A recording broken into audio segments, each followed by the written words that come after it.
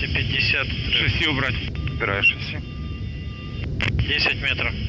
260, 20 метров. Шасси убираются. 30 метров, 200, 260.